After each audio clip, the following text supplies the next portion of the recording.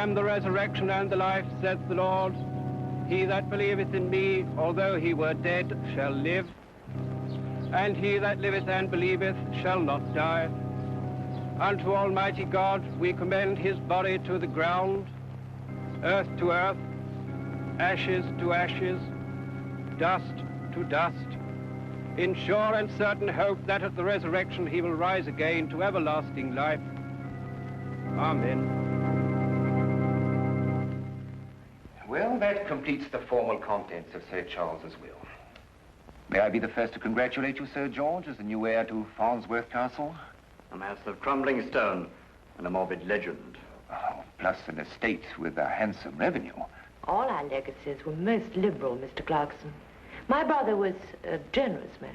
He was a bully and a braggart. George, please. Charles is dead now. He treated you more like one of his hounds than his ward, Sylvia, and you know it. Henry, you can now do what you've always dreamed of doing. Buy your own medical practice. £2,000. I'm overwhelmed. I suppose that finishes the will, Clarkson? Well, not quite, Sir George. Your cousin Charles added a most unusual codicil. Having made many enemies in my life, and suspecting that any one of them may be tempted to bring my earthly days to an abrupt end, I hereby direct, no matter how I die, that Sherlock Holmes be engaged to investigate the circumstances of my death. Sherlock Holmes? The detective. But it's absurd. Charles died from a heart attack. You signed the death certificate yourself, Reeves. I won't allow Holmes to investigate. I'm afraid Mr. Holmes has already commenced his investigation.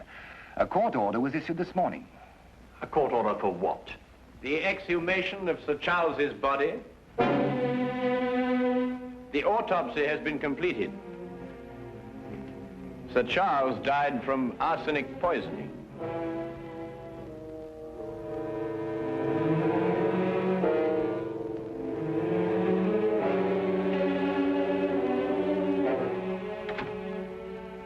Elizabeth. It's incredible. Who could have done it? Arsenic. Only one of us. You or I or Henry or Sylvia. Oh, no. Not Sylvia, no. She had no reason. She had the same reason we all had. Charles' death set her free just as it set the rest of us free. Are Holmes and Lestrade still up in the tower room? Yes, and Dr. Watson is there too. Why is Holmes so interested in the tower room? Because Charles died there, I suppose. Or perhaps Mr. Holmes is interested in the legend.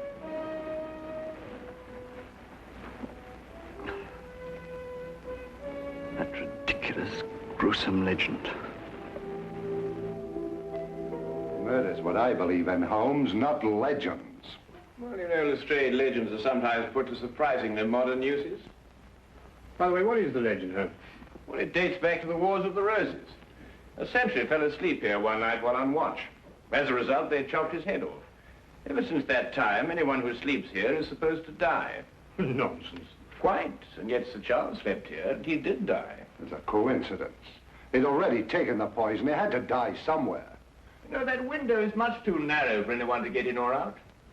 With that door locked, this place becomes a classic sealed room.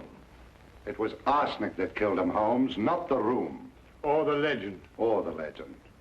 Dr. Watson, you read the autopsy report. What's your opinion? Well, there is one thing that struck me as odd. This is January. Mm-hmm.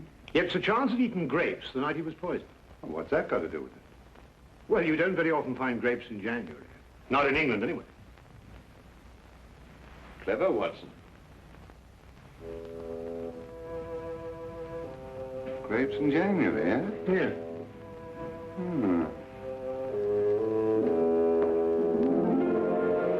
Arsenic.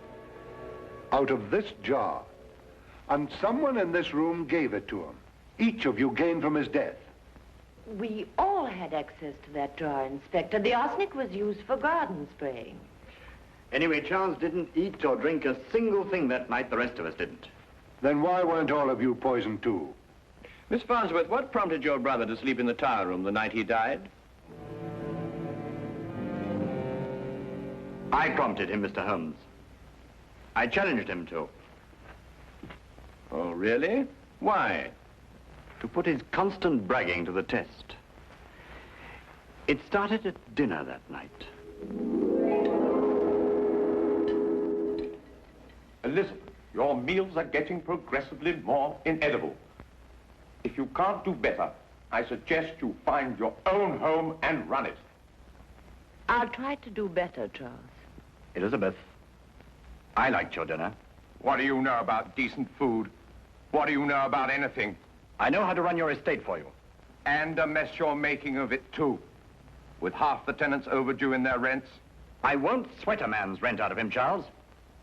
You'll get the rest of the rent by tomorrow, or out you go, bag and baggage. What have you got to say to that?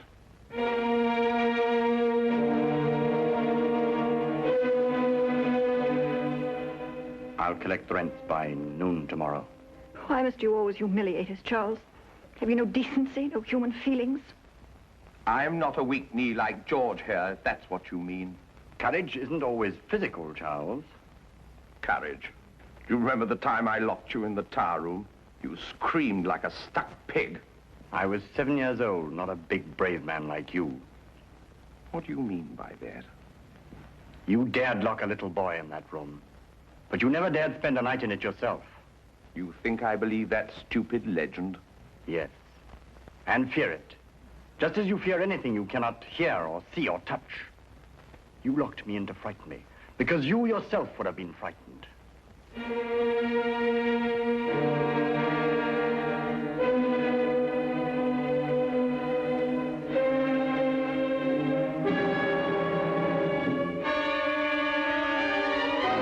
Elizabeth, get me a candle. I'm spending the night in the tower room. But Charles, you mustn't. You're hard. If you were Don't frightened... talk like an idiot, Reeves.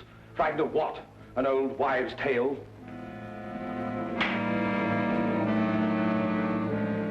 I will fetch him a candle.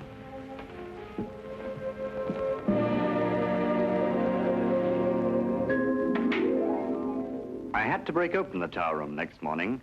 I found him dead. Mm-hmm. Interesting. What kind of grapes were served at dinner that night? Grapes? No grapes were served. We haven't had grapes in the house for months. Then who gave Sir Charles the grapes he ate that night? Because he did eat grapes. That's how he was poisoned. No one gave my brother grapes, Inspector. You're wrong. The murderer did. Lestrade, the grapes won't solve your case, you know. The solution lies in the tower room. Now, look here, Holmes. We've already gone into all that, and I'm going to find it. How can you do that, Holmes? By spending the night in the tower room myself.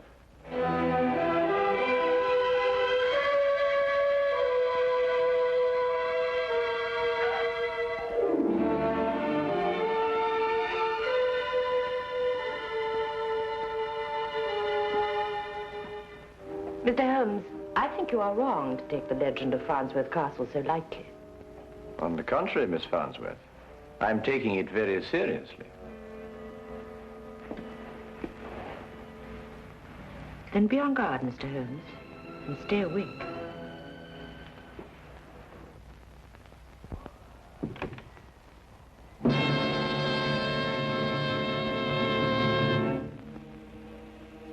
Holmes, how can you possibly solve the mystery here?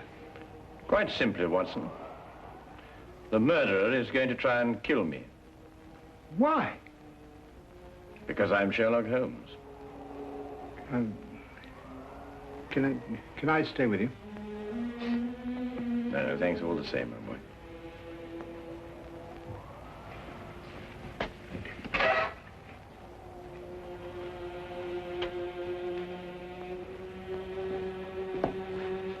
Holmes, if anything happens, you will shout, won't you? Yes, yes. Loud and strong.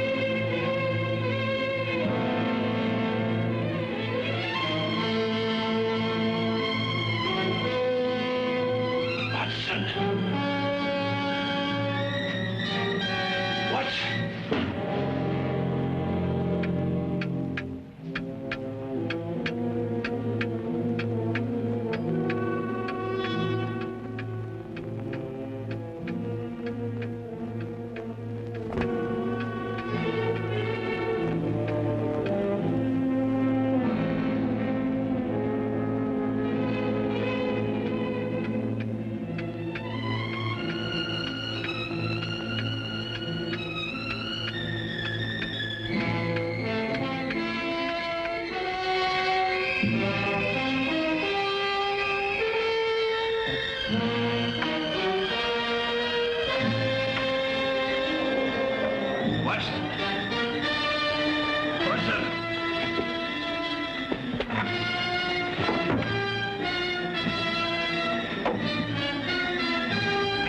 Watson! Watson!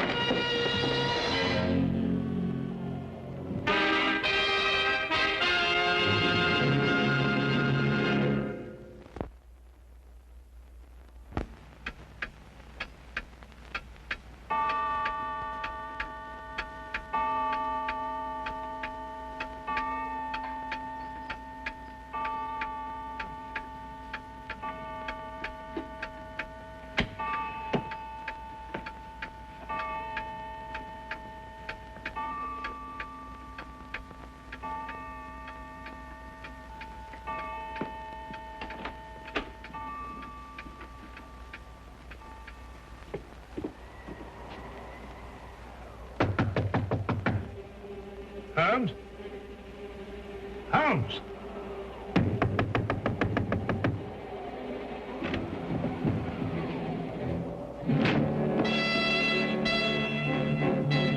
Holmes!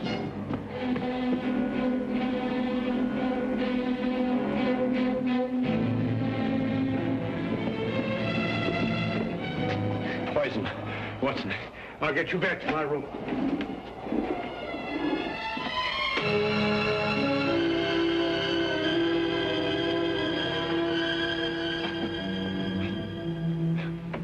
Arsenic. Watson, quickly, the antidote.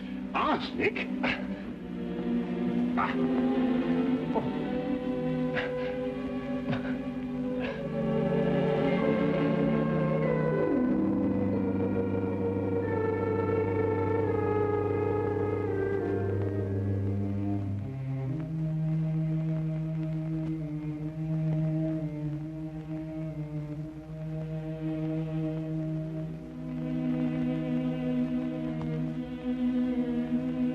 Very cunning, Watson.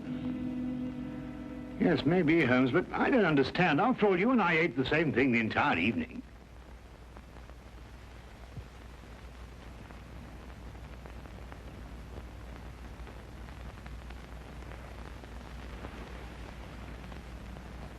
Watson, I think I know the killer's secret.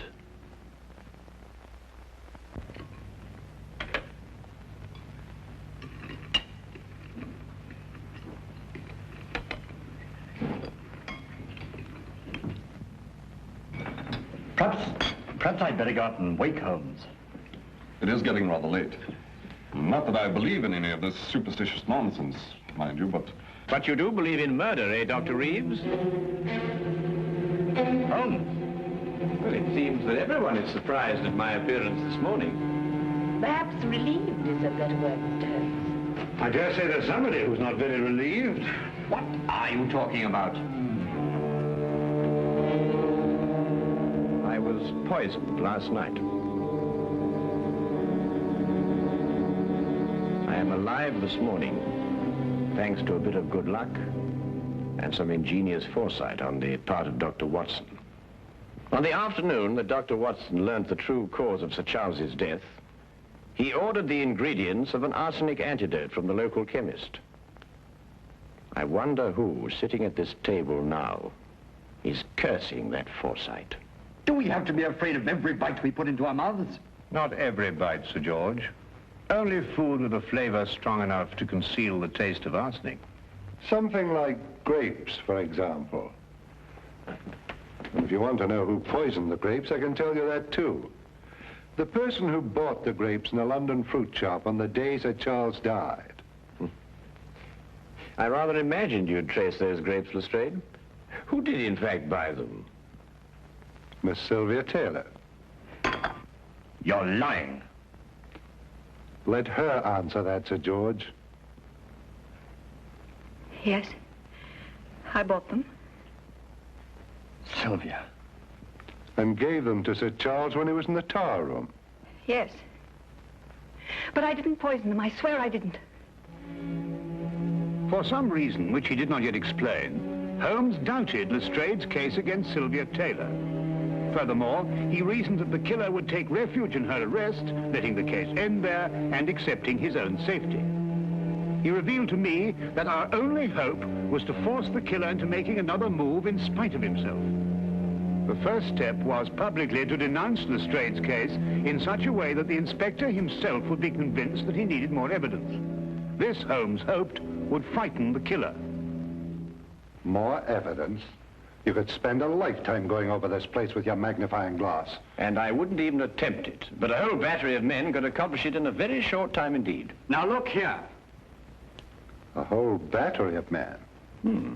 Lestrade, how soon do you think you'll get up here sufficient men from Scotland Yard to carry out a systematic and thorough search? Tonight, maybe. Certainly by tomorrow morning. Just a moment here. This is my home. And Lestrade, I think Sir George is going to be rather anxious that they come armed with a search warrant.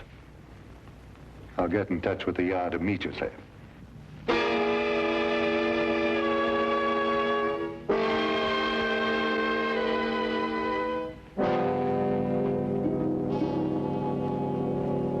Watson, you're sure no one's left the house? Bobby on the door said nobody had gone in or out all day. Well, I hope we haven't been outwitted on this. It's been a very tiring time, Holmes, watching every move that's being made and getting nowhere. Yes, we can't afford to let up now, Watson. The pressure's really on him, you know. He's got fear to contend with. Oh, Holmes, why do you keep crossing to that window? You know, I think it's your pacing up and down all day that's made me more nervous than anything else. There it is, Watson. What? Quickly, Watson, the tower room. Coming, Holmes.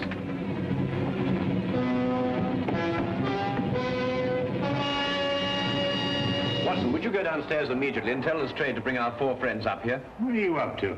As I had hoped, the killer has left us all the necessary components of a trap. Well, you better hurry, Watson. We have little time to lose. Right.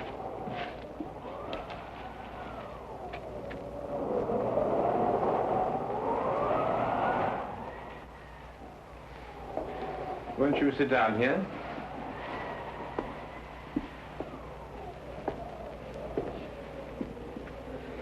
Just what's the point of this seance exactly, Holmes? We're going to find a murderer, Lestrade. Yes, but why here? Perhaps the legend's going to tell us. Yes, Lestrade. The legend. The weird tale of a headless sentry. And a most convenient one for the murderer, who didn't anticipate an autopsy. Yet why did he choose this room to murder in? What is the mysterious connection between the tower room and death? Please stop. I don't want to stay here any longer. I'm sorry, Miss Taylor, but we must stay here and wait. Perhaps all night. Who knows? But this is insane. I don't feel very well. Could we open the window? I'll open it for you, Elizabeth. It is getting rather stuffy in here. Don't bother, Dr. Reeves. I've already tried to open it myself. It's quite impossible. My head is spinning. We've got to open the window. I feel faint. Please open the window. I've already told you, Miss Farnsworth. It's quite impossible. I don't believe you. Reeves, make him open the window. Elizabeth, calm yourself. It's just this eerie room that's getting on your nerves.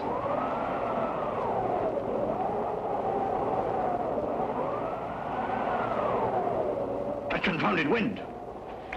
It's enough to send you out of your mind. Mr. Holmes, can't we settle this downstairs? Please try to be calm, all of you. As I said before, we may have quite a long wait here.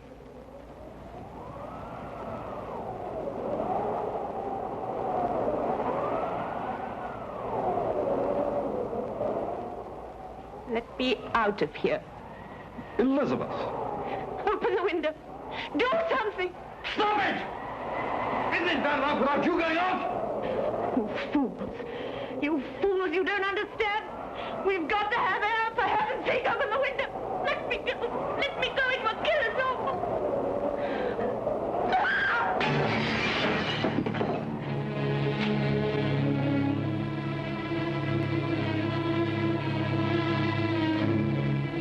really wasn't necessary to smash the window, Miss Farnsworth. Oh, Watson, there's a package in that drawer behind you. Bring it to me, will you? Yes, go on. You see, Miss Farnsworth, I took the precaution of replacing your arsenic candles with harmless ones. Of course, you couldn't be aware of that, could you? Arsenic candles? Yes, Lestrade. Like the one that killed Sir Charles. But Sir Charles died of poisoned grapes. Oh, no, Lestrade. It was a far more ingenious method of killing than that. A small room, a tiny window, and a candle impregnated with arsenic and giving off fatal fumes. Ingenious, yes. And it's practical. You can inhale arsenic as a gas.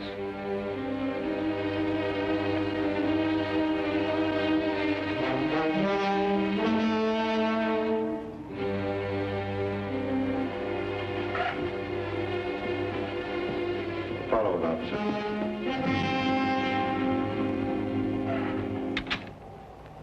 You see, Lestrade, the person who placed those candles there wasn't going to sit through the night and wait for death. She had to give herself away. I'm sorry to upset all of you, but quite frankly, I didn't know which one of you it was. But Holmes, why did she choose this room to destroy the candles? Because this was the only room in the castle that she could be sure would be deserted that night. The legend, you see,